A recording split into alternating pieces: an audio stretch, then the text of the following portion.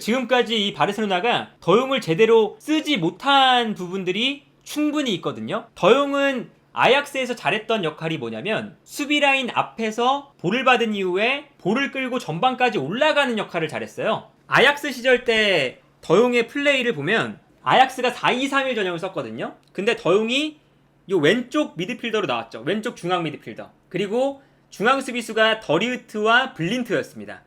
재밌는 게 보통 이제 수비수가 좌우로 나오고 빌드업을 주도하는 중앙 수비수가 내려가서 볼을 받잖아요. 더용은 블린트가 살짝 중앙으로 들어오고 더용이 측면 쪽으로 내려갔어요. 3백을 만들 때. 그래서 이러한 전형이 펼쳐졌죠. 근데 여기서 재밌는 건 더용이 측면 지역에서 볼을 끌고 올라오는 역할을 너무 잘한 거예요. 볼을 끌고 올라와서 볼을 배급하는 이 역할을 정말 잘해줬습니다. 근데 바르셀로나에서는 더용을 어떻게 썼느냐? 수비 라인 앞에서 볼을 받아주는 역할은 부스케츠라는 선수가 있었죠. 수비 라인 앞에서 볼을 받는 역할은 부스케츠가 했어요. 그리고 더용의 역할은 부스케츠의 수비를 도와주는 역할에 조금 더 가까웠습니다. 이렇게 4-2-3-1 전형처럼 쓸 때도 더용이 살짝 내려와서 부스케츠의 수비를 도와줄 때가 많았고요. 그리고 볼을 전개할 때는 더용이 여기서 볼을 가지고 마음껏 전진하는 플레이도 못했어요. 더용이 전진을 하게 되면 그러면 부스케츠의 수비가 불안해지니까 더용이 마음껏 전진을 하지도 못했죠. 그래서 4-2-3-1 전형처럼 써도 더용이 전진하는 역할을 맡질 않았었고 4-3-3 전형을 썼을 때는 더용을 요 앞선에 배치했거든요. 근데 이 역할은 사실은 더용이 잘하는 역할이 아니었고 그리고 여기서 이제 바르셀로나가 원했던 건 이니에스타나 차비처럼 더용이 볼을 받아서 창의적인 패스를 보내주길 바랬어요. 근데 더용이 가장 잘했던 역할은 수비 라인에서 공격 라인까지 볼을 끌고 올라오고 볼을 배급하는 역할이지 공격 라인에서 창의적인 패스를 보내주는 선수가 아니었거든요. 그러니까 이제 나왔던 평가가 더용의 공격력이 너무나 부족하다 라는 이야기가 나왔었죠. 그런데 더용은 공격력에 장점이 있는 선수가 아니다 보니까 더용의 뭔가 역할에 대한 애매함이 있었고 심지어는 어떻게 썼느냐? 메시와 그리즈만이 이제 호흡을 맞출 때는 그리즈만도 그렇고 메시도 그렇고 오프 더블 플레이가 그렇게 좋은 선수들이 아니잖아요. 그러니까 더용이 침투를 했어요.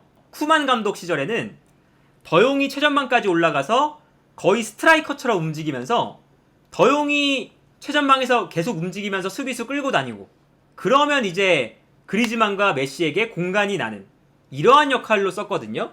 그러니까 더용이 아약스에서 잘했던 역할을 바르셀로나에서는 단 한 번도 맡아본 적이 없습니다. 그래서 더용이 정말 이 바르셀로나에서 못한 건 아니었거든요. 못한 건 아니었는데 이제 아쉽다는 평가를 받았던 게 공격적인 능력이 출중한 선수가 아닌데 공격적인 역할을 맡기고 더용에게 침투하는 역할을 맡기고 그리고 더용을 부스케츠 옆에서 수비적인 역할을 도와주는 역할로 맡기니까 더용이 가장 잘하는 수비 라인 앞에서 볼을 받고 전방으로 볼을 연결하는 이러한 역할을 더용이 수행을 하지 못한 거죠. 이제 그렇기 때문에 이 더용의 지금 이적설이 어떻게 될지 모르겠지만 더용이 맨유로 간다면 훨씬 더 더용이 원하는 플레이를 할 수가 있습니다. 왜냐면 지금 맨유의 가장 부족한 플레이가 수비 라인에서 전방으로 볼을 끌고 올라가주는 플레이거든요. 맥토미니나 프레드. 맨유가 4-2-3-1 전형을 쓸 때 맥토미니와 프레드를 썼죠. 근데 이 두 선수가 볼을 가지고 전진하는데 부족한 선수들이에요. 아마 이게 한 2월쯤에 나온 자료로 제가 기억을 하는데 맥토미니와 프레드가 빌드업 상황에서 얼마나 관여를 했느냐 이 모습을 보면 프레드와 맥토미니가 전방으로 보내주는 패스가 거의 없어요. 전진 패스가 너무나 부족한 선수들이고 볼을 가지고 전진하는 플레이가 뛰어난 선수들이 아니라서 계속 옆으로 패스를 보내주는 걸 볼 수가 있죠. 플레이의 방향 자체가 좌우 측면으로 집중되어 있어요. 그러다 보니까 맨유의 문제가 이 중원 라인에서 볼을 받아서 끌고 올라가줘야 전방에 있는 뭐 브루노 페르난데스, 호날두, 산초 이런 선수들이 앞선에서 볼을 받게 되는데 중원에서 볼을 끌고 올라가지 못하니까 계속해서 산초도 내려오고 브루노 페르난데스도 내려와 줘야 되고 호날두도 내려와서 볼을 받아야 되고 이러한 상황이 펼쳐졌던 거죠. 그런데 맨유에게 이 부족한 부분을 더용이 완벽하게 채워줄 수 있다. 더용은 수비 라인에서 볼을 받아준 이후에 볼을 끌고 올라가는 역할이 정말 뛰어난 선수거든요. 그래서 맨유로 만약에 간다면 더용이 지금 맨유에게 줄 수 있는 전진성은 충분히 지금 아주 좋은 판이 깔려있는 상태다. 여기서 문제는 뭐냐면요, 더용의 짝꿍이죠. 더용의 짝으로 출전할 수 있는 선수가 지금 맨유에 없어요. 왜냐면 더용이 올라가게 되면 어찌됐든 수비라인에서는 수비라인 앞을 지켜줄 선수가 필요하거든요. 수비형 미드필더. 근데 맥토민이나 프레드가 만약에 더용 옆에서 뛴다고 생각해보세요.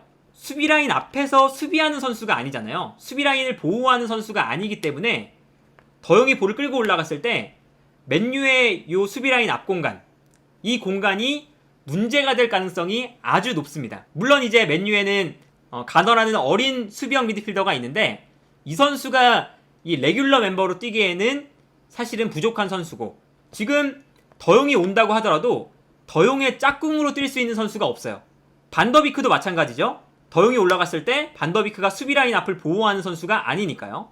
반더비크, 프레드, 맥토미니 이런 선수들은 오히려 4-3-3 전형을 썼을 때 이 선수들이 앞선에서 전방으로 침투해주고 중원에서는 중원 싸움 가담해주고 이러한 역할에 훨씬 더 특화되어 있는 선수들이거든요. 뭐 포지션으로 얘기하자면 박스 투 박스 미드필더에 가까운 선수들이죠.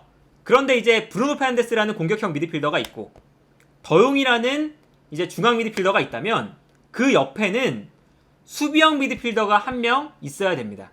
그런데 지금 맨유에는 수비형 미드필더가 없으니까 더용이 온다고 하더라도 더용이 볼을 전진시키는 플레이는 할 수 있지만 맨유의 수비라인 앞공간은 크게 벌어질 가능성이 높다.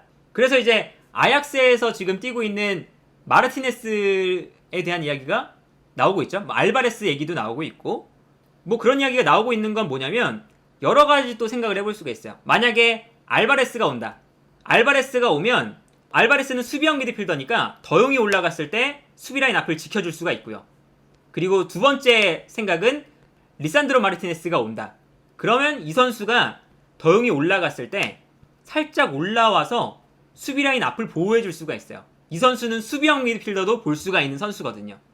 그래서 이러한 형식으로 뭔가 변화를 줄 수가 있겠지만 지금 프레드나 맥토미니 요 선수로는 더용의 짝꿍을 하기엔 좀 중원의 수비적인 부담감이 크다 라고 할 수가 있겠고, 그렇기 때문에 더용을 영입한다고 하더라도 더용을 도와줄 수 있는 수비형 미드필더 혹은 리산드로 마르티네스처럼 전진성이 강한 혹은 수비형 미드필더로도 뛸 수 있는 중앙 수비수, 이런 선수의 추가적인 영입이 더 필요하다.